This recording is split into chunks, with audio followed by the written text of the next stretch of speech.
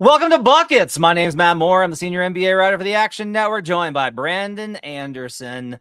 Some call him the Cal Ripken of ROI. Is that, I don't know. Was Cal Ripken good? He was good. Long-term success, Iron Man? ROI every day for 2,131 times in a row, or whatever the number is. NBA Futures Analyst, this is your series betting guide for Cavaliers Pistons Eastern Conference Semifinals. We're going to give you series props. We'll go over Brandon's game one bets as well. I've already given out some on our normal podcast. You can catch that in the feed. We'll talk about the series in detail, give you the ins and outs, the X's and O's, everything that you need to know. And everything that we talk about can be found in the award-winning Action Network app. All of these series previews have write-ups in the app. Thanks to our tremendous producer, Michael, who very kindly has put these into files that you can read on the app. Just download the app.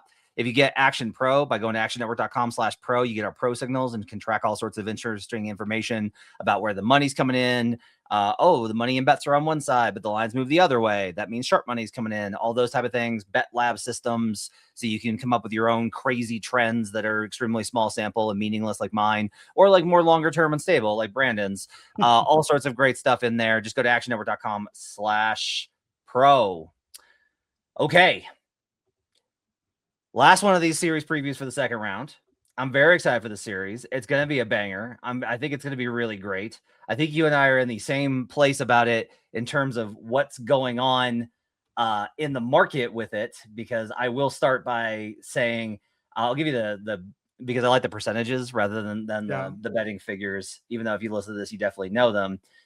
In the series prices, the Detroit Pistons are 54% currently at Kalshi to win the series. Cleveland is 48%. Pistons minus 1.5 is 35%, minus 2.5 is 18%. Cavs minus 1.5 is 35%, and Cavs minus 2.5 is 21%. Brandon, we will start here as we always do. What are your 10 words for Cavs Pistons? Maybe the most toss-up series we've ever analyzed on Buckets. Wow. That's strong words. Yeah.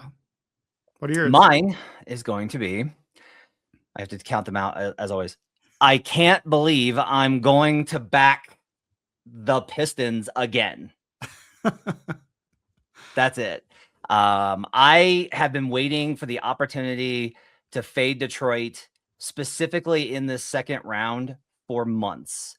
I did research going back 10 years and then 20 years, looking at how teams perform with an effective field goal percentage. The average advancement score for teams that finish outside the top 10 in effective field goal percentage is 2.15. They get to the second round and then they're out. Making the playoffs is 1, making it out of the first round is 2. It's an average of 2.15. Even for top 4 seeds, this only goes up to 2.45. They do not escape the second round historically. And yet, do you mind if I say my best bet first? Go ahead. Pistons minus 1.5 games. Wow. That's the series spread best bet. It is, as I mentioned, at Kalshi. You can get this. It is 35 cents in the market. I project this at 46 cents. I have 11 cents of value on it.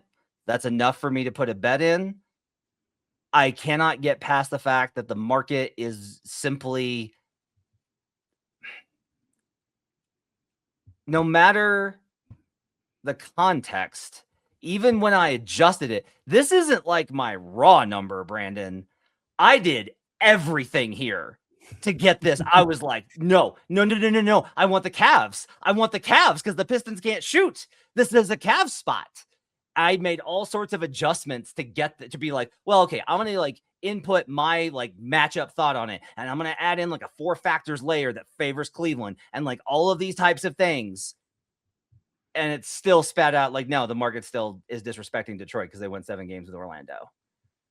So I am stuck here on Cavs minus 1.5 as my series best bet. What's yours? You are stuck on Pistons -1.5 as your Yeah. series best bet. You just said Cavs. You so wanted to take the Yeah. Cavs that Yes, you it's true. Celtics, the Celtics, right? They're still Yes, playing. that's true. Yes. Inside joke. Listen to our last one, and we couldn't get over that. The Celtics are not out there anymore. My best bet. I'm going to tell you this. My process on best bet here is this is now our 12th series preview that we've done. I don't know if I even made a best bet on the Thunder Suns series, if I'm being honest. We yada yada that one pretty quickly. So I'm not going to not count that one. Let's call this our 11th series preview. This is my lightest best bet. My best angle on this series is I'm interested. I want to watch and learn. I'm going to bet it along the way. I think there are going to be other chances to bet this series. So I'm going to go light, and I'll explain where I'm getting to this spot later on. But I decided on a light best bet of Pistons in 7, exact outcome. Well, not exact outcome, not doing game by game again. Just Pistons in 7. It's plus 450 at BetMGM.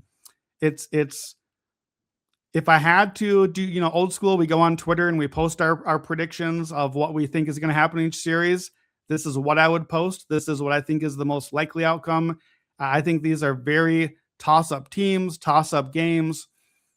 In the market, the Pistons are basically priced as like -120 to Cavs plus 100 in the series. I think that's about what they would be on a neutral or like game to game. But the Pistons are the 1 seed, which means they get home court and they have the best player in the series. I think we'll talk about that. And you get the best player and you get home court and you're the slightly better team on a coin flip. Then I have to like your chances slightly, big picture. So I kind of got to about where you're at. I think you're slightly a little higher, but either way, I think, Matt, what we're both saying is, I mean, this is kind of a dumb thing to say. Every bet you make has to come down to the number. Duh. That's what betting is. Betting is about the number. Yep. But like the number is so razor thin here that I think if the number had shifted just a fraction in the other direction, I think we probably would both be on Cavs in this spot.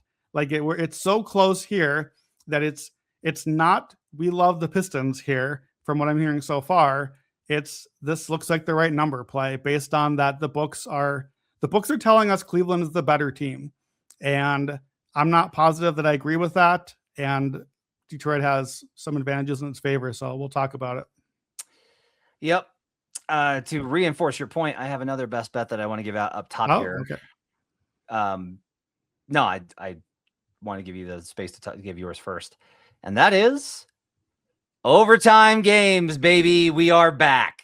1+ overtime games is plus 260 at BetMGM. 2+ is 20-1. I'll be on both of them in this series. I project every game in this series under 3.5 points. So you know what? I'm joining you right now. I looked for that bet and could not find it. I looked for overtime bets because I was like, if I think there's so much tossy-uppy happening here, there should be overtimes. And I found only multiple double overtimes at like not that number. I think DraftKings or somewhere. So I'm in. I'm ready right now. Let's go for overtimes. Overtime games, baby. I think these games are going to be really close. I think it's going to be a really close series. It's a very close matchup. Let's start by talking about when the Cavaliers are on offense. As they enter into this matchup, Donovan Mitchell, James Harden, Evan Mobley, Jared Allen, Kenny Atkinson's favorite person in the entire world, Sam Merrill, my favorite person in the entire world, Dean Wade, my second favorite person in the world, Jalen Tyson, Max Strus is a person that will also be on the floor. Dennis Schroeder, Brandon Anderson's favorite person, and up there with Lou Dort and others. No, that's not true. And they take on the Detroit Pistons defense, obviously one of the best in the league. Had to find its level in that series versus the Magic, but did so. Physical, big, athletic. It's going to be really interesting to see how this kind of shapes up. What are your thoughts on when the Cavs are on offense versus Detroit? Yeah, so you're going to hear this a lot from me. I think it's very even. It's very close. So this is the theme throughout the episode from my point of view. This is strength on strength. This is the better side of the ball for each team here. Cavs offense, Pistons defense, 6th in offense, regular season, 2nd in defense. And I think the 6th is probably slightly underrating them with all the different injuries they had and Harden joined late, etc. Cavs are better on twos. Pistons are better at defending twos. They're both top 3 in 2-point percentage, top 5 EFG for the Cavs, number 1 for Detroit. So slight edge in their favor. Cavs are a pretty good 3-point shooting team. Detroit in the regular season is the number 1 at 3-point percentage defense. I don't know if that really held up against Orlando, because Orlando sure seemed like they kept making a lot of shots and hanging around in those games. So I don't know, that feels a little orange flag to me at least. But notably, I've got a stat like this in a few places. The Cavs in the regular season, when they won field goal percentage, 42-3. Pretty darn good. When they did not, 10-27. Now, look, most teams are going to have a vast difference there. You make your shots, you're going to win basketball games. But that is drastic. You are nearly unbeatable if you shoot better. If you don't, you are not just a lottery team. You're like a high lottery team. 10-27 is like a 23 win pace or something off the top of my head. It's not good. I think the key battles when the Cavs are on offense, as far as big picture 4 factorsy stuff, I think are turnovers and free throws. Detroit's thing is forcing turnovers and fouling you. They're doing both. They force the most turnovers, they foul you the most. So that's the trade-off. Number 1, turnovers. Cavs don't have a ton of turnovers, but they did against Toronto, and they are sloppy, and I don't really trust Harden with the ball in this spot. Again, with the stat like this, if the Cavs have fewer turnovers, they're 38-7. Otherwise, they're 15-22. So Detroit is near the top of the league in fast break points, points off turnovers. They will punish you if you turn it over. Cleveland has to take care of the ball. If they can take care of the ball, Detroit will foul you, because that is what happens. You foul trying to force turnovers, and sometimes you get called, especially when your name is James Harden, who got one of the most BS whistles in Game 7 to screw up with my Harden mine shaft. Dude's at the free throw line all again, like nobody's even touching him barely. Cleveland's free throw rate notably went up once Harden got there. Not a shocking revelation, but the numbers bear out. I think that has to be an edge for Cleveland. They have to get the free throws. I make this situation overall very tight, slight lean to Detroit because their effective field goal defense is better enough, but the Cavs can swing it game by game if they get the free throws, if the threes fall. I think it's very close. I have plenty to say about some of the individual players too, but that's kind of the high level 4 factor stuff. What do you think about this side of the ball? Okay, so I'll get more into the tactics side of it. So obviously everything runs through Harden and Mitchell in high pick and roll situations. One of the primary changes from Darius Garland to James Harden is that Garland's pick and roll game wasn't as developed as Harden's is, because Harden's honestly one of the finest pick and roll players you're ever going to find. Now, his shot isn't as good, but his understanding and mastery of how to manipulate space off of pick and roll is elite. One of the things that is particular about Detroit, and they are one of the only teams alongside Oklahoma City, Minnesota when they're in the playoffs, not even really San Antonio. That's pretty much it.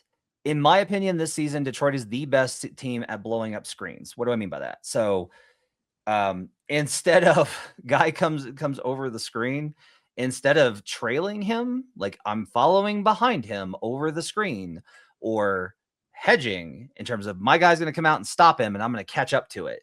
The Pistons are just like, you're not screening me. I don't care. I will die. I don't care. You can kill me. I will still not let you screen me. I'm not letting it happen.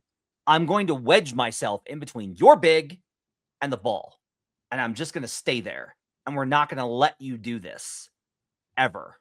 And they don't always do it because it's impossible, but God, are they good at it? Asar Thompson is obviously the elite player at this. He is unbelievable. His ability to, like, one of the things that Harden's going to have a really hard time with is Harden doesn't like operating in the mid-range space. He's never been comfortable there. It's one of the funniest things imaginable that a high usage, high volume hero shot player literally does not have a mid-range game. Not just because he played in Houston and didn't get to it. He just never developed it because it was like, I'm either going to throw a floater or a lob. That's it.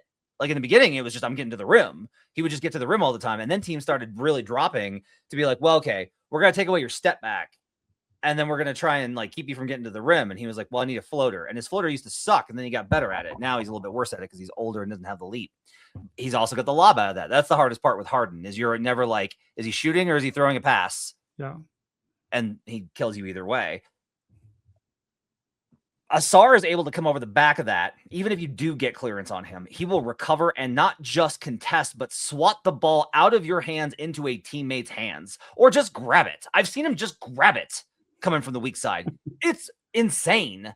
If Ron Holland gets to play in the series, he also does this. Wow. Cade Cunningham, phenomenal at coming over the screen and recovering because he's so long and athletic. These guys are all huge. They are so freaking long, physical, athletic. They cover so much ground. Donovan's got a lot more capability here because one of the things that Donovan's got is one, he's got change of pace where he will come short off the screen, get you on the backside, and then accelerate. And then he'll accelerate into a Euro step, into that Euro step floater that he gets to. It's insane. Donovan's layering of move upon move upon move is absolutely sick. It is one of the coolest things in basketball if you sit down and you really watch it. Now, Duran's going to be there at the rim to protect, but one of the things that I think Donovan's really gotten good at, and I actually think that a lot of this has to do with the fact that he had to practice against Rudy Gobert so much, is that he understands how to avoid that block. He always stops short, and the arc on those shots is always like you can't get over it. The only guy that can do it is Wemby, because Wemby. Everybody else is like just short. He gets that floater up. So Donovan's probably going to score in this series. But in the regular season, the Cavaliers scored 0.767 points per possession out of pick and roll ball handler situations on scoring out of pick and roll. So the ball handler, that's not counting kickouts. That's an absurdly low number, especially for the Cavaliers. That's gross. It's a 77 offensive rating. It's disgusting. Now, when you start to include kickouts, it jumps up to 0.99 because Detroit is going to do what so many teams do, which is they're going to collapse and they're going to dare you to shoot threes to a certain degree. They do close very well because they have such a great shell with Duran and these other guys. They're not just like jamming the paint, but they're going to want to show help down there. And that does allow for spray out kickouts and especially the extra pass. And I could get into why they give up so many extra passes because they don't run slice coverage, but that's all too much. In general, Donovan Mitchell, great. Some of the shooters that Brandon especially is going to talk about, high capacity there. The Cavs offense should have a defensive floor that is so high. The Cavs should have an offensive floor that is so high, they should be able to still score here versus Detroit. One of the most interesting things I think about this is Detroit's defense is categorically better than Toronto's, as good as Toronto was. But Toronto was more versatile because they could afford to be. They're not like, oh, we got to play this big, like we can just not play Yak and we're going to play CMB and we're going to switch and we're going to blitz and we're going to run box and one and all these crazy things. Like we can do that. The Pistons are not going to do that. JB Bickerstaff's got a system, they got a scheme, and they're going to hold to it with their athletes. And so it's about, can your pressure shooters make shots, which I do think that they will be able to a certain degree in this series. Detroit will also surprisingly give up cuts because, as Brandon mentioned, they want to try and jump on the ball to force turnovers. If you recover out of that, you can find easy stuff. So they give up a number of points off of cuts and things like that. Don't try and score on them in ISO. Don't ever do that. Don't do that. I'm begging you, please. Don't switch hunt. Don't do that. It's not a good idea. Oh, but you could do it versus Duncan Robinson. No, you can't. I know you think you can, but they're just going to you're going to be like, I'm safe. I'm fine. And then they're going to clever girl you like in Jurassic Park. And Asar Thompson's going to take the ball from you. Do not do it. Do not ISO ever. Isn't Harden just going to do the exact thing you just said, though? This is James Harden. It's what he does. It's what he's done his entire career. He's going to see Duncan and invite the screen and be like, here we go. So one of the things I think is actually kind of interesting, though, is Harden's not great with guard screens. He needs a real big. The mechanisms that he wants to get to are difficult when he's chasing down guard screen actions, especially if you don't just give it to him. That's the other problem is, like, again, the Pistons will just scram it. Like they are not one of these teams that it's like, well, we got to, like, our strategy is to switch it because it makes it so tough on the opponent. They're like, no, we're keeping our good defenders on the good ball handlers. We'll do whatever we have to. And they're smart enough to do it. So there's not going to be as much switch hunting, I don't think, in the series. I could be wrong. Maybe they'll find a way to hunt down Duncan, or maybe the Pistons will be like, we're going to give this. We like this matchup. But I've seen them in situations where they called for switches and then immediately they scram out of it. It's crazy. They have so much good rotational sense of, okay, we're going to switch this and then immediately peel and recover in ways that always never seem to burn them. They don't get cooked when they scram out of those switches. It's really phenomenal. This is like one of the most fascinating matchups in all of the playoffs, is this mechanic of Detroit's refusal to get beat about whatever it is that you want to do in pick and roll situations versus how good the Cavs are in manipulating space with their shooters. That was a lot, but I get really excited about this. You do. It's good stuff. Let's talk about Detroit when they've got the ball. Let me ask a couple of questions about players here. Things that I had noticed on this side of the ball. You mentioned Ron Holland. I think Ron Holland has to play this series. I think Detroit needs his defense out there. He's really good. I think they're going to need him in spurts against one of Donovan or Harden. We only got one game in the season series where Harden played. He was on the roster for one of them, but was just not playing that game. And then like 4 days later, they played again. And Harden was awful in that game, by the way. So a few questions. Number one, do you think Ron Holland plays? Because what I really wanted, what I almost would have given out as a best bet, but I literally can't find odds, is Ron Holland steals leader. Like plus a zillion, because Ron Holland's going to get steals if he's out there. And he's just not even expected to play right now. So keep an eye on that. Maybe a steals in a game or something. Harden in the one game you played, 5 of 17 from the field, 95 offensive rating, -6 BPM, 20% turnover rate. A lot of numbers telling you he was terrible on that game. So Ron Holland, I think, plays. Asar certainly is going to play plenty. Who do you think Asar defends? Who's the primary that Asar goes after? Does he try to erase Harden from the script entirely? Does he try to limit Donovan?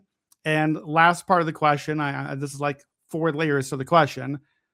I'm concerned about Donovan, man. He was not good last round. He shot 53% true shooting, 107 offensive rating. His defense was not good. He did not get to the free throw line at all. He did not get assists at all. He turned the ball over some. He looked exhausted at the end of the game. He was not even getting his usual minutes load.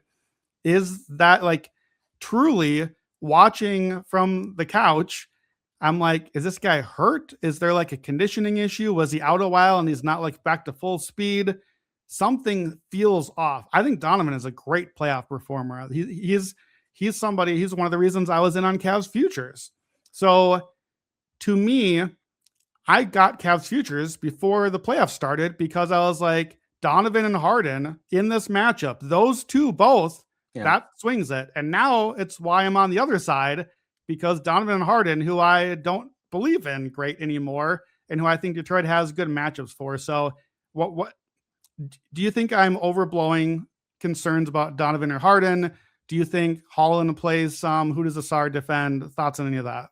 No, because part of the problem is just when you're a ball dominant player like Donovan and you're having to go as many times as he has, and then you have to do it for 7 games, and then you get 1 day off, and then you're right back at it. Like, this is the cost of the 7-game series, right? It's like, this is where it really, really hurts you. And it's like, oh, Detroit's on a 7-game series. That's true. But Detroit's a little bit younger with their key players, especially with their primary ball handlers. Donovan's got more miles on him. Donovan was balling. Donovan dropped a 50 ball in the bubble 6 years ago, you know? So he's got a lot more miles on him. I think it's fair to be worried about him wearing down and the efficiency, because typically what's always kind of been the case is just like, no matter what, Donovan's going to get his. And he just didn't get his versus Toronto. Now, I do think the matchup's different. I think this is going to be a lot more comfortable for him. The key is going to be like, can JB Bickerstaff do stuff to kind of get him off guard? The Pistons are super physical. They are not OKC levels of you're going to feel like they are committing assault. If the Pistons are going to commit assault, they'll actually do it. They will fight if you want to fight. This is my favorite thing about Isaiah Stewart is Isaiah Stewart never starts a fight, but he is always willing to finish one. He's going to be there. Asar, oddly, in the regular season, spent across 2 games in which they both played 3 minutes and 33 seconds on Donovan Mitchell via NBA.com's admittedly wonky tracking data. 3 minutes, 33 seconds, 18 total partial possessions. Well, and Donovan missed 2 of the 4 games. So that's part of it. But still, you still had 2 games together. Yep. So as like an example, he guarded Craig Porter Jr. more. He guarded Dennis Schroeder more. He guarded James Harden more in 1 game that both of them played in than he did in Donovan Mitchell across the 2. Some of that is likely JB Bickerstaff not showing the card. Right. That's Bickerstaff being like, no, not gonna Not going to let you get comfortable and figure this out. Let's save that. At the same time, I kind of like Asar. I mean, so this is where we get into the classic thing of, do you want the coach? Like, do you think the coach is going to do the smart thing that you think they should do, or are they just going to do what they're going to do? Because I will tell you that my approach would actually be to have him neutralize Harden. I would be like, look, make them one-dimensional. We're going to play 2-on-2. Donovan's going to have to score 45 points, 60 points on floaters, and he might try, but we're going to not allow Sam Merrill threes. We're going to not allow Evan Mobley's points. We're going to contain Jared Allen at the rim. We're going to take away that stuff and just make it be. Because that's all James Harden, to be clear. Yeah. That's what you're saying is, and I'm with you. I think this stage of career James Harden could be absolutely erased by Asar being on him for the series. And now it's just Donovan beat us on your own. That's what you're saying. It's not Harden's going to beat you with his points. Harden's going to beat you by getting the Sam Merrill threes and the Allen dunks on alley-oops and all that. Just to be clear, that I'm with you. I just don't know if the coaches are with us, and we've learned far too often to not just make assumptions there. Yeah, I don't think you can make assumptions, because it might be just as simple as, I'm putting my best defender on the best offensive player. This is not complicated. Right. And I think that's probably a pretty good idea. As far as I'm 100% with you on Ron Holland. I think he needs to play a lot more. I think it's weird that they have taken him out. His defensive performance this year was, quite frankly, incredible. Like, he is an incredible defender. If he doesn't play, the guy, or if he does play, the guy that he likely supplants is going to be Javonte Green. Yeah. So, like, I'm going to probably be on Javonte Green threes over in game 1, because I don't trust them to go with Holland. But if I see Holland, I will immediately start live betting the steals, because I'm with you that he will just cause mayhem and block on the stocks front. If he plays at all, that means that, like, here's the way to look at it. If he plays at all, if you see him step on the court, that means JB Bickerstaff has fundamentally rethought this matchup versus the entire playoff rotation. And that's really important. Yeah. And Holland was really good across the season series against Cleveland specifically. So I think he's going to be out there. Ready to talk about the other side of the ball? Yeah, let's talk Detroit when they've got the ball. Okay, so this is obviously, if the other side was strength on strength, this is relative weakness on relative weakness. So Pistons offense was 10th in the league, Cavs defense 15th in the league. I think they're both fine. They're both good, but they're not great. They're the reason the teams have not lived up in some versions to what they could be. Obviously Detroit won 60, but I'm talking about, like, last round, for example. Their offense is the reason they got to 7 games, because there's not a lot there. Both are better at twos. Detroit wants to live in the paint. They're number 1 points in the paint. That's what Cleveland is best at. That's what Mobley is great at. That's why he's defensive player of the year a couple years ago. They're both not great at threes. The Cavs give up a ton of threes. Detroit does not want to take threes. They take the second fewest threes. Intriguingly, could Cleveland's propensity to give up threes kind of accidentally bait Detroit into doing a thing that's better for them, even though, like, they're kind of okay at making threes. They just don't take them very much. That sort of happened with Toronto, where Toronto got baited into a few extra threes than they normally would, made them, and suddenly made it a series late. So I am intrigued by that. Can the Cavs force turnovers? That's one thing they've done pretty well. They're kind of fringe top 10 on that. Pistons do turn it over. And Cade has been awesome. I think Cade is a fringe top 10 player. Sorry, I think Cade is a top 10 player that has going to make a push for top 5, which is not said lightly by me, but he has got to figure out the turnovers thing. He averaged almost 6 turnovers a game in the first series. It was a huge problem last year in the playoffs. This series, he's got to do a lot, so he's going to turn it over, but 6 turnovers a game is not going to work, and that's one way to give the Cavs defense some life. This is going to bother you, I think, but I think the key in the series, which makes it hard to analyze, is rebounding. I think the rebounding battle is huge in this series. I'm going to give a slight edge to Detroit. The reason is Pistons offensive rebounding is especially good. 3rd in offensive rebounding. The Cavs are kind of more league average. In the season series, and we can't make too much of it because Harden only 1 game and Donovan missed and all that. In the season series, they were basically tied in rebounding the first 2 games. They're tied at everything. Their EFGs are basically tied. Their turnovers, like, everything is tied. I'm like, give me an edge somewhere. The last two games, which happened right as the calendar turned to March, Detroit was plus 21 in rebounding between those two, up 15 and up 6. Jalen Duren was awesome in those games, put up monster lines. And also, Detroit suddenly dropped way down on 3-pointers attempted in those two games. And so I'm wondering, did they find kind of an edge there? Duren was, I think, he had 13 offensive rebounds between those two games. Detroit is top 5 second chance points. Here's why rebounding matters so much. Another one of these stats for you. Cleveland, when they win the rebounding battle, 37-9, otherwise 18-25. Detroit, when they win the rebounding battle, 48-10, otherwise 16-15. And if you look at Detroit's first round series, guess what? 4 times they won the rebounding battle, 4 times they won, 3 times they lost it, 3 times they lost the game. So I think, like, to me, when I pull up the stats end of the first quarter at halftime, first thing I'm checking is rebounding, because we know guys are going to make and miss shots and all that's going to come and go during the course of a game. But like, look, we just watched Cleveland. I think Cleveland literally won game 7 on rebounding. I think the Cavs specifically won the series and advanced on rebounding. That was the edge. They nearly doubled Toronto on rebounding. Jarrett Allen had a double-double in the third quarter. I think I owe him like 3 times for my Jarrett Allen under that I accidentally talked you into as well. Sorry for that. I think that the Pistons win the rebounding battle slightly, and that's the biggest reason I ended up on the Pistons in the series too. You're not wrong. A couple of interesting things about this. So one thing that happened with the Cavaliers defensively in the series versus the Pistons this year is they fouled a lot on offensive putbacks, but they didn't allow a high scoring efficiency. This to me is like a very big thing, because like this is the Houston Rockets problem. Yeah. You can grab all the rebounds in the world, but if you don't score on them, it doesn't matter. And that's going to be a real battle in this series as well. If you get more rebounds, great. Or if you grab a bunch of offensive rebounds, awesome. Can you actually score on them? Can you get that done? Because the numbers are very much in line with the idea of like, you've got to be able to convert these into points, not just be able to create the opportunities. So in the regular season series, as an example, the Cavs scored 1.19, a 119 offensive rating on their offensive rebound second chance attempts. The Detroit Pistons scored just 0.94, a 94 offensive rating.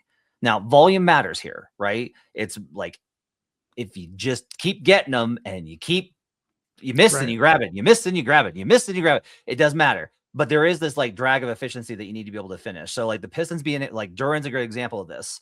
Duren's got to like put back dunks. Can't be like he grabs it and goes and then gets fouled and then misses 1 or 2 free throws. That kills you. Like these little margins are going to be really important, I think, as this goes along. There's a lot of stuff on the tactical side here too. So here's I will try and do this quickly. In the regular season series, when the Detroit Pistons faced the Cleveland Cavaliers, and this was, I went back and watched all these possessions today in the research, and this tracks with how I've watched Cleveland defend in the Atkinson era and honestly like a little before.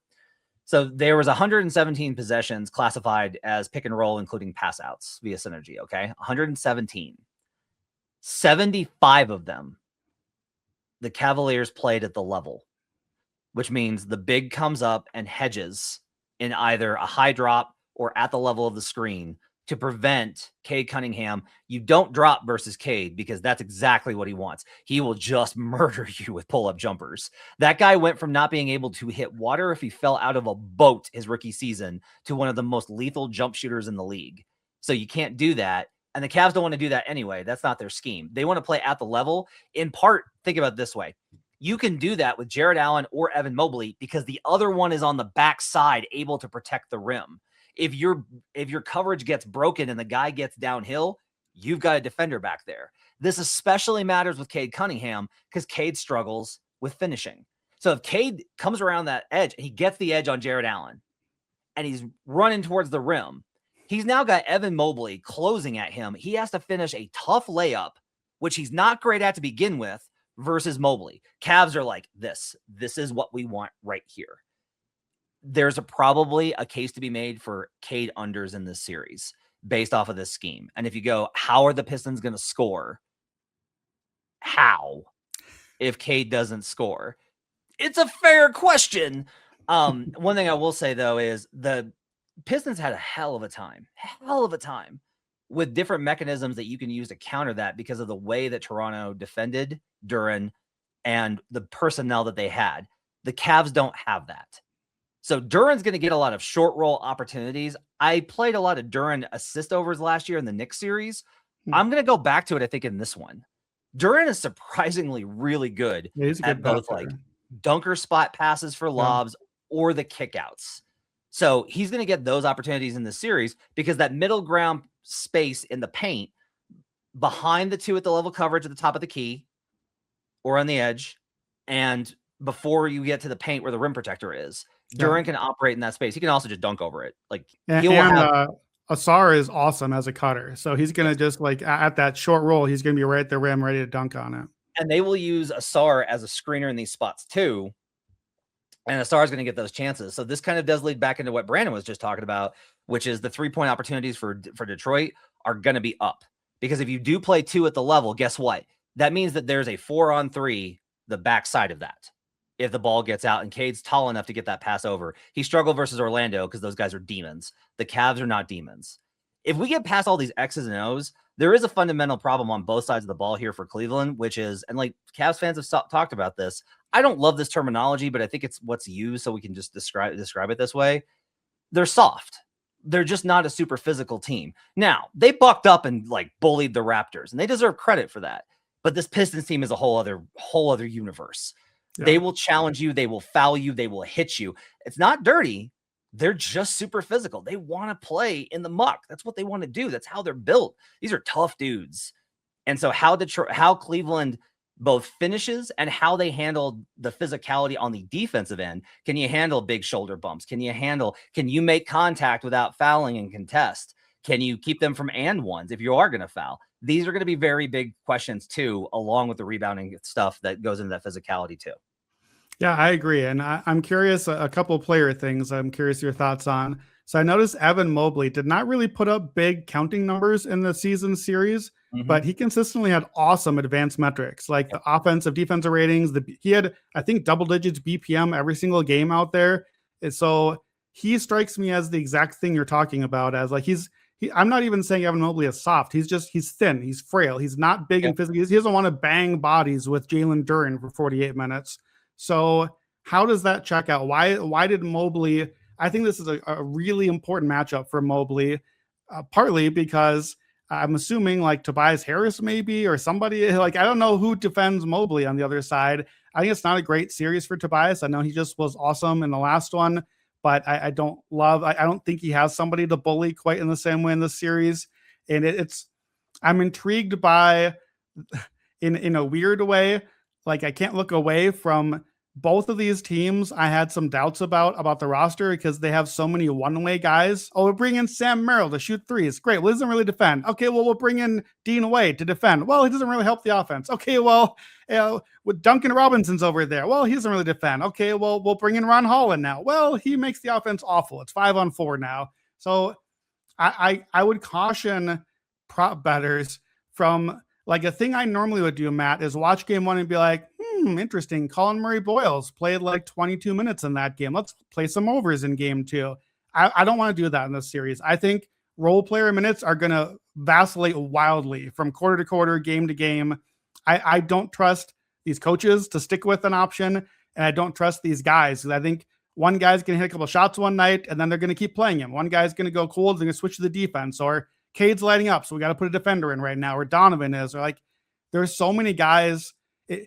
I almost wish these teams could just shake hands before the game and agree to play 4-on-4 instead of 5-on-5. Neither one of them can find their fifth starter. What if we just don't have a fifth starter? What if we just play 4-on-4 and get rid of the problem that neither of our rosters seem to be able to solve? So I don't know if there's even a question out there. Question of why do you think Mobley? How important is he, and what role do you see him playing in the series? Cade, I noticed in 2 of the games this season, went 3 of 14 and 4 of 16. Maybe that's what you answered already. Maybe that is him getting to the rim and not finishing over Mobley and Allen. But anytime I was like, okay, well, maybe this side, then I'd be like, I don't know. I thought Cleveland, but Donovan kind of stunk in the first round. Okay, maybe Detroit. Well, I don't know. It's not a great matchup for Cade. Yeah. So question about Cade, question about Mobley, and then Jalen Duren.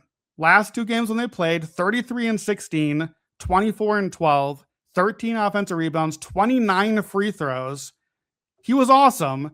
And a big part of my cap of where I got to, and a couple of props I'm going to give you, are betting on Jalen Duren, a guy that I thought was horrendous for 6.5 games, right up until my Asar rebounds leader was ready to cash. And then Duren was like, nope, 7,000 rebounds, the back half of game 7, sorry. So Duren, for 2 playoff rounds, has been down on rebounds, down in usage, down in free throw rate. He's not been great in the playoffs until right at the end of the series. I think this is a pretty good spot for him, and I feel like they kind of found some stuff with him, and obviously it's out of the rebounding. So should we trust Duren? What's the Cade problem with the shot making, and where does Mobley fit into this whole thing for you? Okay. So on the Duren front, I think he'll have a better series, in part because of some of the stuff that I talked about with how the Cavs defend in pick and roll situations. They're just not going to be as good about they won't be as good with slipping those picks and cutting that off in the small ball minutes. Now, this is like an interesting one. If they struggle with this, they may just start not playing Jarrett Allen as much, because Jarrett's got to play at the level. Jarrett can't be dropping as much, and like he's not able. He will hard hedge and then count on the backside rotation. Jarrett's not going to show and then recover if Duren slips. Mobley can, because Mobley's an athletic freak. Like, he's ridiculously nimble. That's the good thing about him. For all the stuff about the physicality, he's nimble. He's so agile. He mirrors really well too. And on the offensive end, you kind of asked this. So here's a number for you to consider. Across the season matchups when Evan Mobley and Donovan Mitchell both played, right? They were Evan Mobley was plus 33 on the minutes with Donovan Mitchell, and he was -3 without Donovan Mitchell. The real secret is that Donovan Mitchell annihilated the Pistons.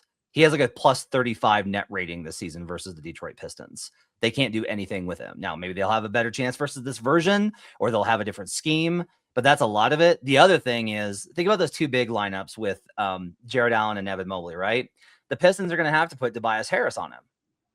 So what the Pistons will do when you don't do 1-5, when you do 1-4, they'll switch that action, and they'll put Cade on Evan Mobley. But what they do is, the best way to counter a switch is with a slip either to the rim or to a pick and pop. So Mobley just slips and then shoots, and Cade can't contest him because he's too short. So Mobley had like a 1.6 points per possession mark. Here's a better way to put it. He scored 16 points on 10 pick and roll man attempts, the screener attempts, across the season series. That's like a tiny sample, but it's 16 points of real value that he was able to contribute at a high efficiency clip. 16 points on 10 possessions, not just attempts, possessions. So that counts turnovers and fouls and everything else. So that's where Mobley is really able to hurt them. And there's not a great kind of counter for that. Like, a lot of it's just like, hey, switch it cleaner and hedge harder. But you're always going to kind of be in the middle ground, especially with Tobias. So Evan's going to be in a good spot as long as he's playing with one of the great, really good point guard creators, which he should, because they have 2 of them. So that's like the upside here, is that like Mobley and Duren should have better series in this series, which is like an interesting question of, when I start going through this, I keep going like, is this an over series? Like, Detroit, wow. Really? But I don't trust the Cavaliers defense against a lot of these mechanisms that Detroit has. And especially, they're going to, like you kind of mentioned, they're going to force Detroit into more efficient options, because they're going to take away the less efficient ones. And then on the other side of it, the Cavs just have a cheat code if Donovan's in the good place. Yeah. He's just like, there's nothing you can do. You just got to start sending help. And when you do that, Donovan's a great passer. He is a great passer. One of the annoying things with the Duren lines, by the way, line on this game is 15.5 points. He went under in every single, this line in every single game in the Magic series. So the hope of being like, hey, we're going to get like a nice cheap price here. The books are like, no. Like, we're going to factor a little bit in that it's the playoffs and he's not as good here, but you're not getting 12.5. That's not happening here, guys. No. Yeah, they're pretty much just rolling out the season averages for game one and kind of adjusting from there. I want to talk about player hierarchy because we love to do this, kind of go through the players, rank them in tiers, and I had a really hard time with this group of guys. So again, let's go starters only, and let's be kind and leave the fifth starters out of the mix. So let's go the four starters from each team. I've got my list. I feel pretty good about the order of my list, but I had a hard time figuring out where the teardrops are. I'm curious, how do you rate the players? Where do you kind of rank them in this series? Donovan, then Cade, then a drop.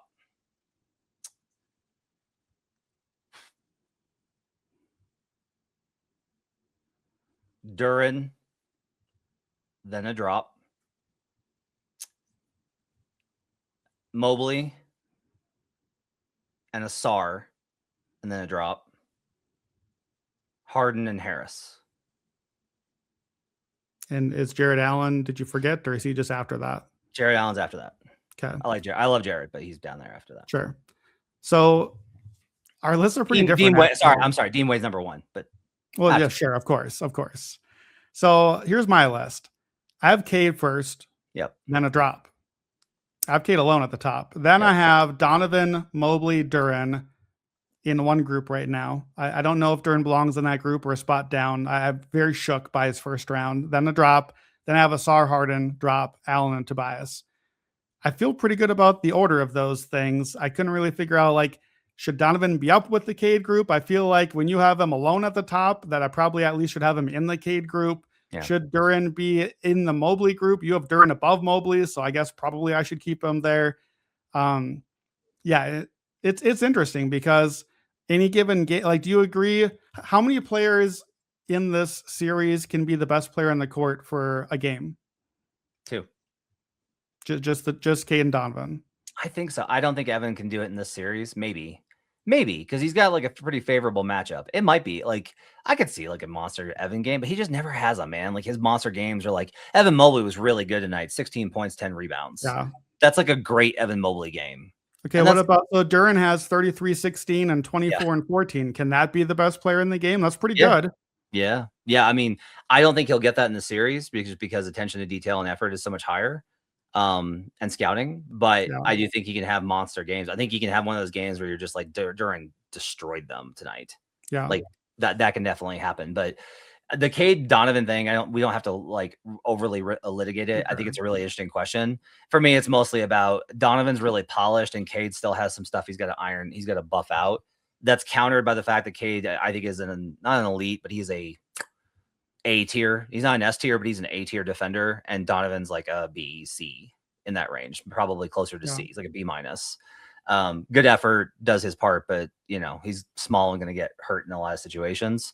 I like Donovan's bag a lot more. And if you're like, what does that matter? The biggest thing is that Donovan uses all of his ball skills to generate not just scoring opportunities, but passes.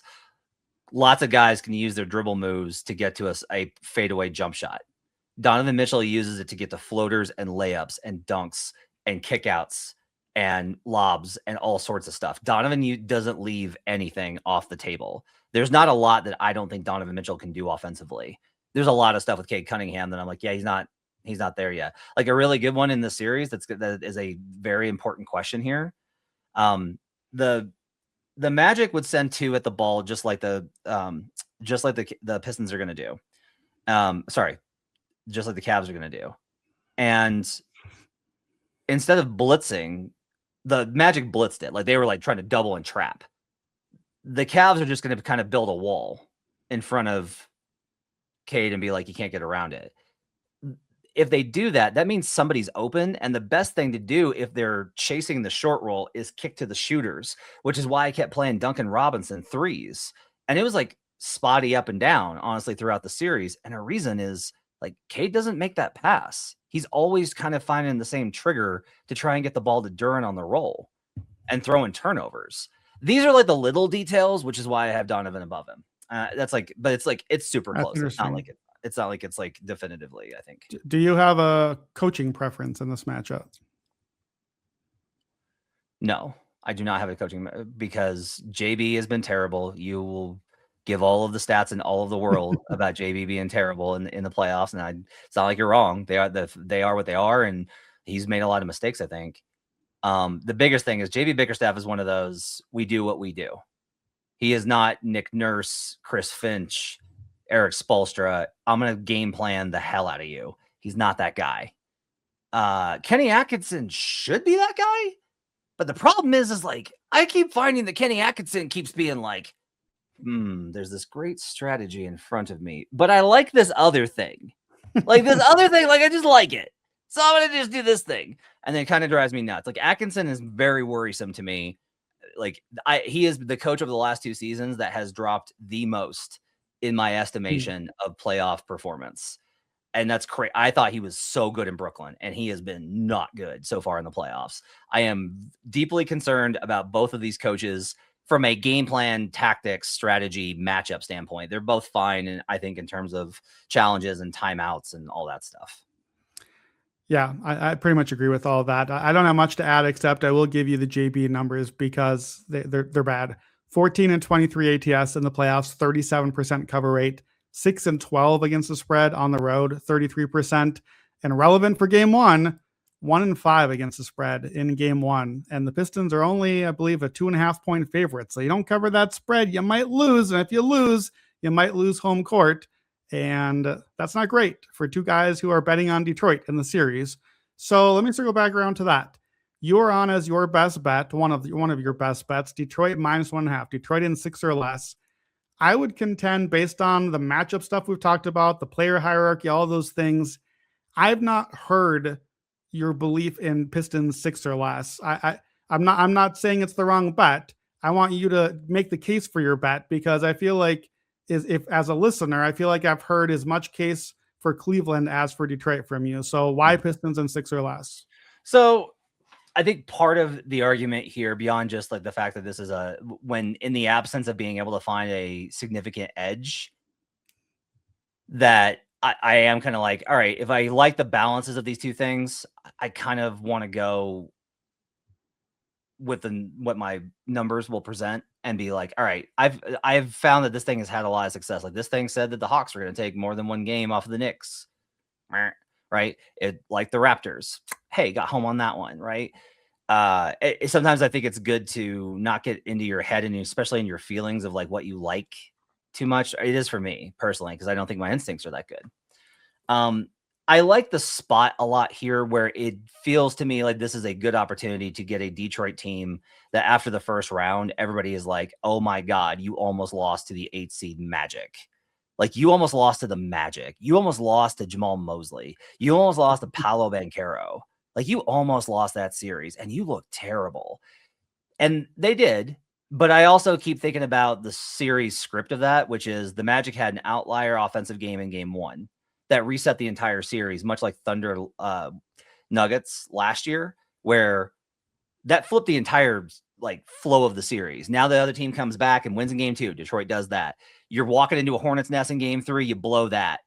Game 4 should have been Detroit's, and they were in position. They had the lead. They choked it away with turnovers, just like sloppy stuff that happens when you're a team that's going through a playoff adversity as a favorite the first time.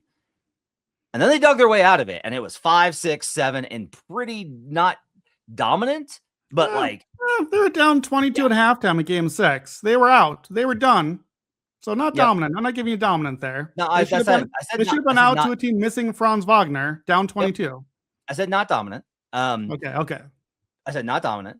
But there was like by the end of the game, you were just like, oh wow. Like down 22, and then they won by 22 or whatever as well. Yeah. So they got there. Right. And so now it's back to 0-0. Yeah. And when I look at this number, I'm just kind of like, Detroit has probably a lot of it too is I think that the things that Detroit's good at, my model is usually pretty like skeptical of in the result. Yeah. And the fact that it's still like, no, Detroit's still really good. Like Detroit's awesome.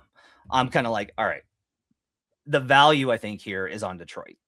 That's the play here, is that the value is on Detroit. And part of this is just, I don't, and it's like, oh, this is a close series, so it'll go 7. I've seen a lot of close series go 6. I've seen a lot of close series go 6. And I don't really worry about Detroit going into Cleveland and winning that game. I think that they can. The division matchup matters here too. They're more comfortable. Those are the reasons why I'm on Detroit -1.5. Okay, that makes sense. I agree. Detroit can definitely go into Cleveland game 6. It's part of where I came to my best bet. So I basically came out down to like, okay, I think I like Detroit's defense slightly better than the Cavs offense in that matchup. I think I like Detroit's offense slightly better than the Cavs defense in that matchup, but it's slight. It's very slight. And worryingly, if the Cavs can get there, I think their upside is slightly better in both of those matchups. The problem is I just watched 7 games against the Raptors, Matt, and I don't trust the Cavs are going to get there anymore. So what you just said about that you think the public is reacting to, oh man, you almost lost to Orlando, to Jamal Mosley. I'm the opposite, Matt. I'm very afraid about that for myself. I kind of thought Orlando was solid. I expected Orlando to be good and hang with them, and they did. And then the Pistons overcame and beat them. I thought the Raptors were trash. The Raptors hang around for 7 games, and they were up 10 points in game 7 on the road. They took you into the deep waters, and then you Jared Allen rebounded a whole bunch. So you escaped out of Canada with the win. I'm worried that I'm going the other way, which is why I'm very light on this. So I keep talking about toss-up and 50-50 games. I literally have in my notes here, look for overtime odds. So there you go, with your overtime best bet. The one thing I felt, you know how I do all my stuff before I look into the odds. I was like, okay, over 5.5 games. It's got to be that, but I know they're not giving it to me. Of course they're not, Matt. It's -190. I ain't giving you a -190 on over 5.5 games. I'm just not, because modern NBA, you get one injury, it screws everything up. I can't do that.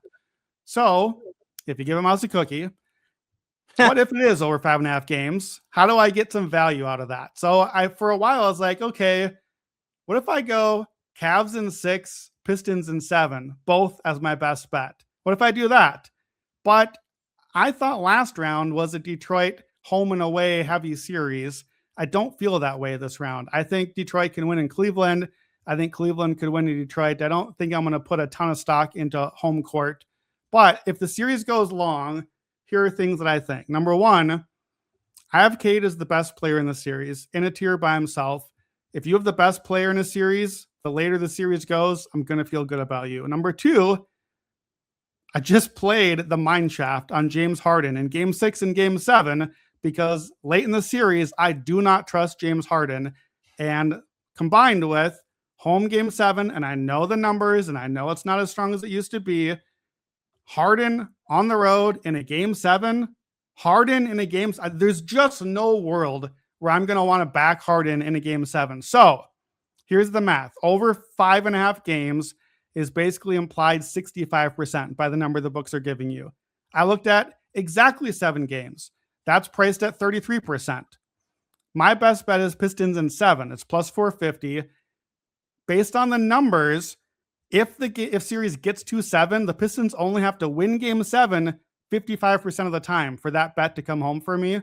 And I'm nowhere near 55% on a game 7 Detroit play. If it gets to game 7, and I have this plus 450 ticket, I am loving my spot. I am not afraid of James Harden at all in that spot. And right now, I'm not afraid of Donovan Mitchell going on the road and finishing the job. I think Detroit can finish it. So I think it's a long series.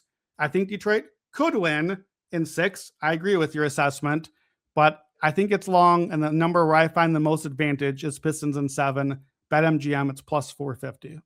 Okay. Let's talk some props.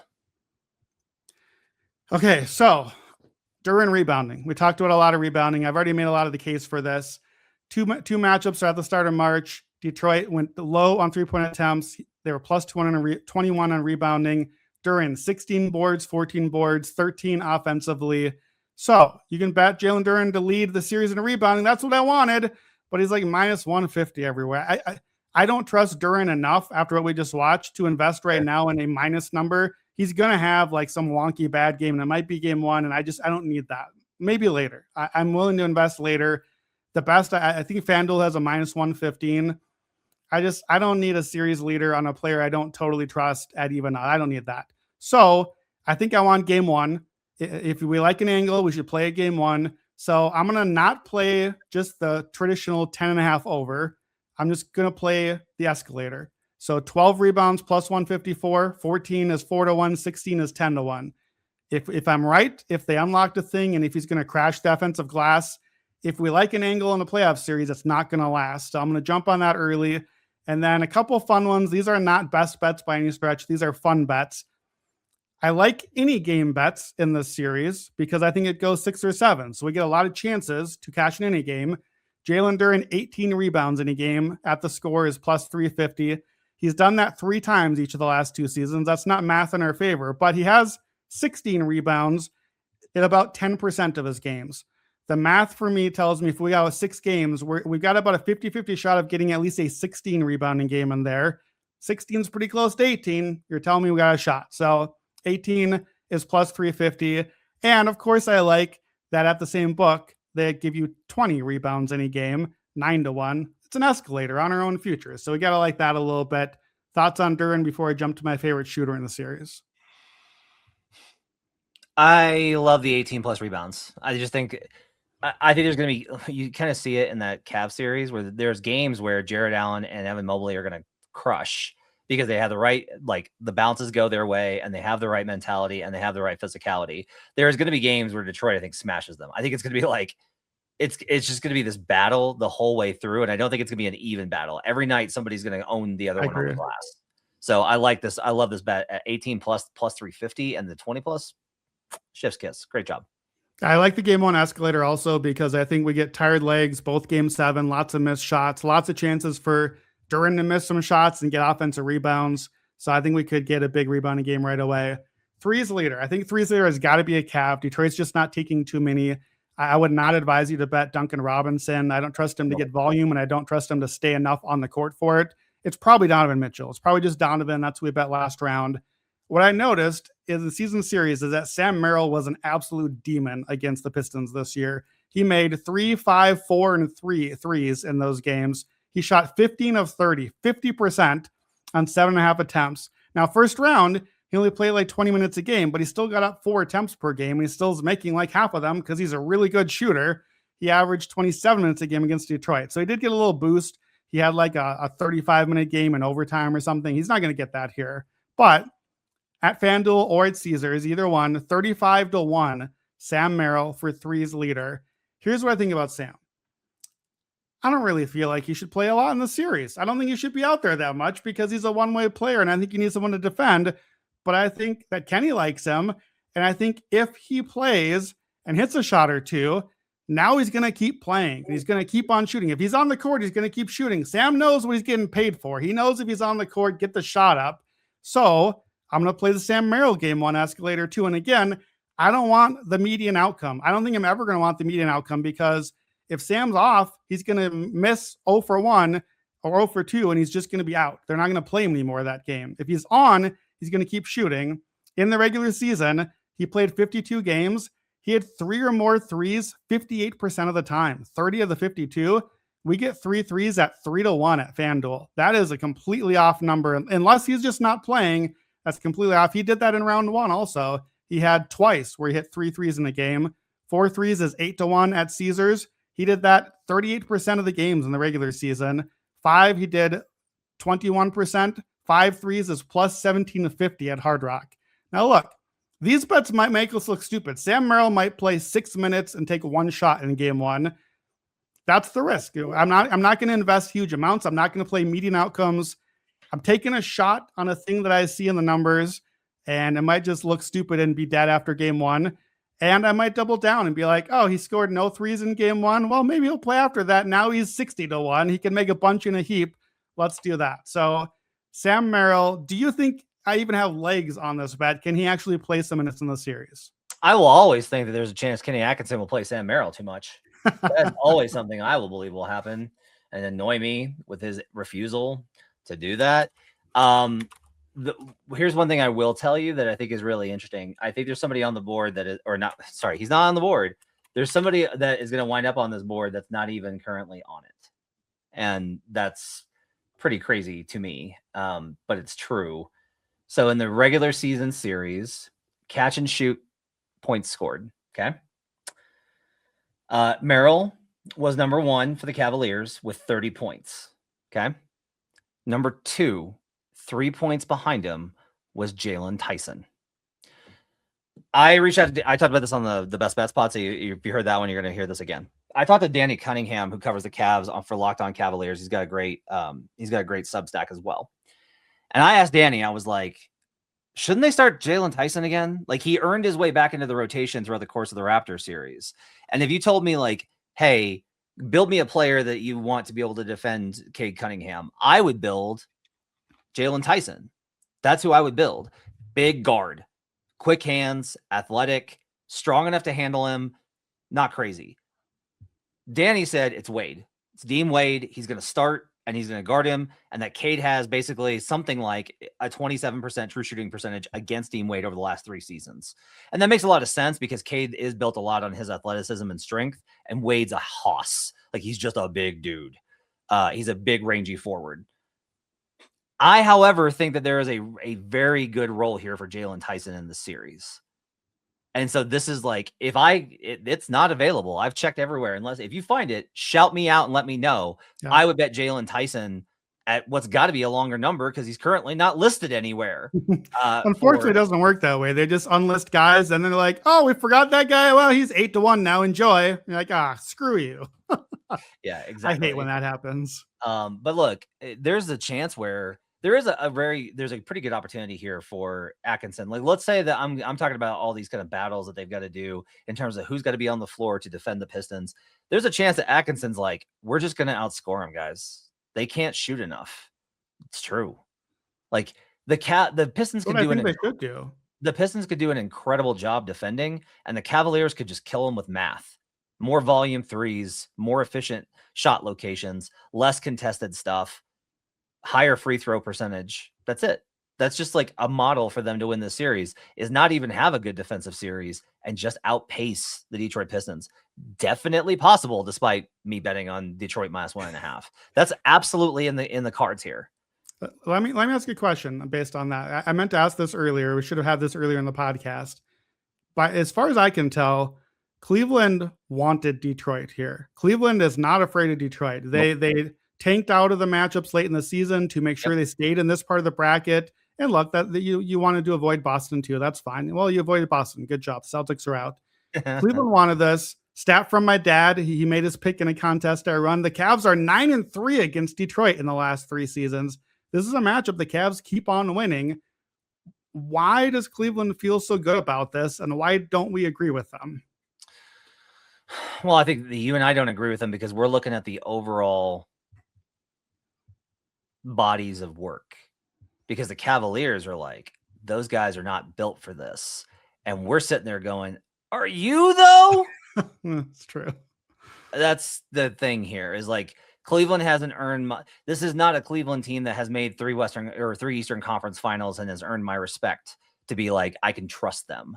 I don't trust the Cavs. I don't trust any team in the East, to be perfectly honest with you. I trust the Knicks the most of any of the teams remaining. But the Cavs, I think, look at it and go like, Duncan Robinson, Asar Thompson. We're going to leave Asar Thompson wide open, and he's going to have to hit threes. Can't do it. So then we're just going to clog the paint and take away Duren. We're not going to, we can control the rebounding. We have the dudes. I think that this is a mental thing of like, what are you made of? What kind of guys do you have? And I think that they look at Detroit the same way that you did to start the playoffs, which is they're a Tibbs try-hard team. Like, congrats. You ran up the #1 seed and like beat everybody and looked all big and bad. We've done that before too. Doesn't always work out great. That's, I think, a lot of it. They're on, like, there's a player that said openly, not openly, but he said on background, like, we're not scared of those guys at all. And, Detroit's got a chance here to shut them up, but it has been a really favorable matchup. And again, a lot of that is Donovan Mitchell. Like, if I'm wrong on the 1.5, it's because Donovan Mitchell is healthy. And if that's the case and he looks like Donovan Mitchell, it's over, because Donovan's best offensive games in the playoffs are just beyond. Cade's awesome. I love Cade. I do. I really love Cade. I love two-way players. Cade's awesome, particularly versus the coverage that each is going to face. Donovan's going to be so comfortable versus this coverage. Cade's not. And that to me can really go the other way. Look, again, I tried to find a way to bet the Cavaliers. The market was just like, fuck you. That's basically what happened here. That's fair. Yeah, to Donovan, there are certain players, I would say Jamal Murray is one of them too, where just like if you're on in the playoffs, especially, it's just, oh man, I got to see it. Like Klay Thompson was like that with the Warriors. I'm sad that he's just irrelevant now. There's certain players that when you're on, and it's just different than watching other dudes. I'm sure everyone's got their own guys. Some weird halves and quarter trends that I don't really, I'm going to give them to you. And maybe there's something we come back to later. Detroit's been a great first half team. The Cavs are a great second half team. The Pistons were top 5 net rating first half. Cavs were top 5 net rating second half, including the Cavaliers, especially are a slow starting team at home.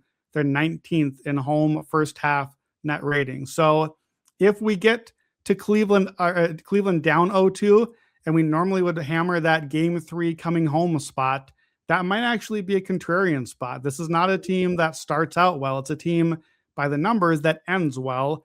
Could we get some Detroit first half, Cleveland full game scenarios? Maybe. I don't totally know what to do with that, but I have my eye on it. Early in the game, Cavs are a top 5 first quarter team. Pistons are the number 1 second quarter team.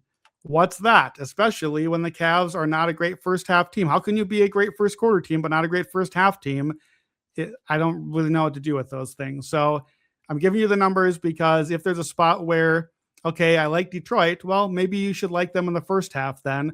Okay, I like Cleveland. Well, maybe wait out the early slow start and just bet them live on a comeback. And to that end too, I can't give this as content because it's not bettable right now. I honestly think, Matt, that because I think this is such a toss-up series and I think one that goes back and forth, some books allow you to bet to win the series from behind.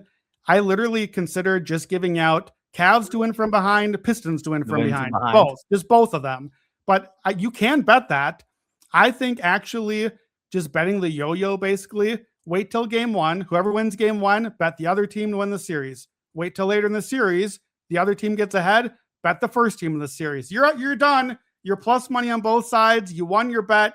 Who cares what happens now? Like I honestly think that's a pretty good best bet way to do it. You know what I'm going to say? Do it at the prediction markets. That's true. You're going to get such a good price. If Detroit wins game 1 as a favorite, their price is going to absolutely skyrocket. You can buy Cavs at a bottom price then. When that thing goes back up and you get a better price on Detroit, take the other side and then sell out of both of them when you get enough That's ROI true. On it. Take the 30 cents ROI and get out of the Dodge. I think it's not a bad idea. Let's hit your game. Yeah, I was going to say, speaking of the Pistons winning in game 1 and getting a good price, the only last play I've not given out yet for game 1, let me just quickly review plays I have given. Jalen Duren rebounds escalator, 12 for plus 154, 14 for 4-1, 16, 10-1, all at FanDuel. Again, not heavy on these, just taking a shot on them. Sam Merrill threes escalator, 3 threes is 3-1 at FanDuel, 4 at 8-1, Caesars, 5 at plus 1750 at Hard Rock. Here's the play I'm going to add just to show how stupidly on the fence I am with this entire thing. Pistons were 75 minutes in to our 12th series preview of the year. Pistons are at home in game 1. Pistons are good at the first half in game 1. I'm taking the Cavs money line in game 1. You know why? Because JB Bickerstaff is 1-5 against the spread in game 1. And look, if I think that the teams are basically equal and the Cavs are plus 141 on the money line, then I just got to take the Cavs and say, you shouldn't be giving me plus 141. That's too high of a number. I think that number is wrong. If the numbers are wrong in our favor for Detroit, then plus 141 can be wrong in Cleveland's favor as well. I don't have any case for why Cleveland should win game 1. My case is Bickerstaff game 1, and I don't like these numbers. And I'm not taking Cavs plus 2.5 because Matt Mitchell rule, if you cover, you win. I don't want the Cavs to win by 1 or 2 anyways. That's not their thing. Cavs money line, plus 141. Duren escalator on the rebounds. Merrill escalator on the threes. I love this series. I don't have any idea what's going to happen in it. Game 1, I have this priced at 7. I have this price just under at 134. So I have 7 cents of value here on the Cleveland Cavaliers money line, despite also being with you on the Pistons to win in even fewer games. Let's talk once again. You can do these quickly because you've given a case for both these players. Give me the case for what you're on for game 1 for props. Oh, I've got nothing else to add. The Duran and Merrill, I just said those. So same. You can listen early in the podcast. We talked about the Yeah, rebounds and threes, and he's playing him in the games as well during yeah, rebounds. the angle is if I think I'm right that we have an edge here, you should play it in game one and you should play aggressively. And the thing I'll add again to repeat, I am not playing the baseline here. I'm not playing the first step of the escalator or whatever you might decide to call it. I don't want a median outcome. I might be very wrong on these, so I'm going to skip the main play. I'm going to be doing like at most a half a unit maybe on the lower level here, which is still a higher level, and then kind of sprinkle on the way up. So all of these are light plays. Everything I've given out today is a light play because I'm not sure and because I want to leave myself room to bet this series the rest of the way. I think we have a lot of games to watch and learn. I'm watching Cade versus Donovan points leader. I think that could yo-yo back and forth. I think Harden could be alive on the assist market. I think he's going to have a good series. There's a lot of intrigue here. And I think this is going to bounce around all over the place in the series. And I think that's going to give us a lot of possible betting edges.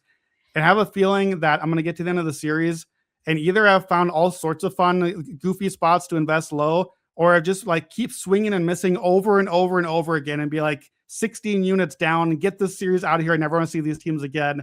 I don't think it's going to be anywhere in the middle. Okay.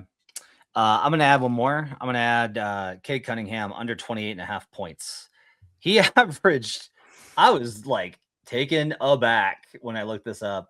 Guess what Cade averaged in points in the regular season versus the Cleveland Cavaliers? Yeah, it wasn't great because 2 games were real bad with those terrible field goal percentages. I'm going to guess 19.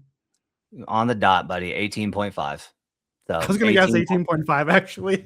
I was like, 18, just pick a number, you fool. 18.5 points per game. So we got we have a 9.5 point differential, a full 10 points actually here. On the now it's regular season versus playoffs. That wasn't 35 minutes a game though. It's not like it was 4 games at 35 minutes per game. It's not like he wasn't playing heavy minutes. The reality is I just think the pick and roll coverage is going to make him pass. I think it's going to make him pass, and it's not going to allow for as many opportunities. He'll get points, but I think 28.5 is too high. So I'm on under 28.5 as well. Let me ask you one last question. Game 1, both teams coming off game 7. We know how we love to fade the one team off game 7. Both teams off game 7. What do you think that does to a total specifically just for this game? Are teams tired and they miss shots, or are defenses tired and they give you easy stuff? That's a good question. I think for me, I think this is less about the game 7 and it's more about the adjustment from the previous series. So one thing that happened with the Spurs tonight is the Wolves were like, oh God, I forgot what it was like to play real defenses. Like that. Yeah. I was on under 25.5 first quarter Wolves, gave that out pregame on our live show, cashed 24. No question. But you know, I knew it was going to be a real adjustment for him. I should have done the combined total too, or bet both of them, because I should have also known like, oh, the Spurs played the Blazers, who are like, they're a good defense. And then now you're playing the Wolves, who are like, we'll kill you. In this one, Cavs are going to go from a Raptors team that was like, we will junk whatever. We don't care. We'll throw random stuff at you. Here's Jamal's shed. Here's a matchup zone on the weak side with a box and one up front. Here's a blitz. Here's a blitz and hedge. We're going to stunt at you. And the Pistons are just going to be like, we're going to play drop and you're going to have to make tough contested shots. That's it. Like, we're just going to play drop and this is who we are. And the Cavs are going to be like, oh, thank God. We can actually run our offense. Thank you, Jesus. And the Pistons, even though this Cade thing is a real problem and that could cause them issues, I do think the Pistons also are just going to be like, hey, so there's not someone under my jersey punching me in the chest over and over again. And that's a real nice change of pace, because the Magic were just trying to rip their throat out as well. I think both these teams are going to find a lot more offensive success. So I do kind of lean towards the over here. Okay, interesting. I'm going to give you one more question, big picture, not a betting question. I'll answer it too. We are one night into the second round. The Spurs lost to the Timberwolves. The Knicks won by 1,000. If you had to right now, just for fun, not betting odds, just for fun, give me your finals prediction. Who beats who? What's the finals? It's Thunder in 5 over the Knicks. Yeah, I do Thunder over the Knicks as well as my pick. Yeah, and Thunder in 5 makes sense. It's not because of the results of Game 1. I've been betting Jalen Brunson and Karl Anthony Towns parlay with Shea Western Conference conference finals MVP parlays every week. I've just been hitting it because every 5 days or so I look at the board and I just go, yeah, I don't know, man. I just think it's going to be the Knicks and the Thunder. That's what it looks like to me. That's what this looks like. I don't know that I think it's going to be the Knicks. I just know that I don't know who's winning this series, and I might probably like the winner of this series over the Knicks, but I don't know who it's going to be, so I cannot pick them right now. It's not smart. I might look. If nothing else, I'm going to get to a series where the Knicks are going to be favored, and then I can be in a pretty good position to go the other way and round that out. But yeah, I think right now it's Thunder. I don't even know how great the Thunder. That's not true. I know how great the Thunder are. I don't know that the Thunder are unbeatable.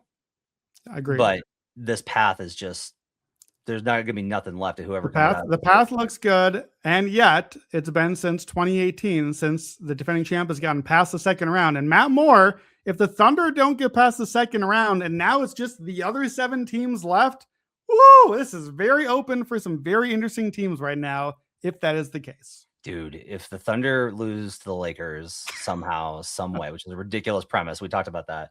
If the Thunder lose to the Lakers, one, I don't know what you're going to do, because I'm kind of like, that changes to me everything, because now I'm going to be like, the Wolves can do it. The Wolves can do it. So we'll see what happens. All right. That's going to do it for Buckets. Long episode. Thanks for hanging with us. I really love this. It was a great breakdown. This is one of the most fun ones we've done. Great series. Should be enjoyable. You've got Best Bets episodes every day. You've got live shows every day at 5:15 Eastern. Check them out. Like, subscribe, give us a support. If you like the content, show us. We appreciate you guys being with us. Well, thanks to my producer, Eddie, on the video side, or on the audio side, and Giver Gould on the video side. We will talk to you guys again next time. Till then, let's get buckets.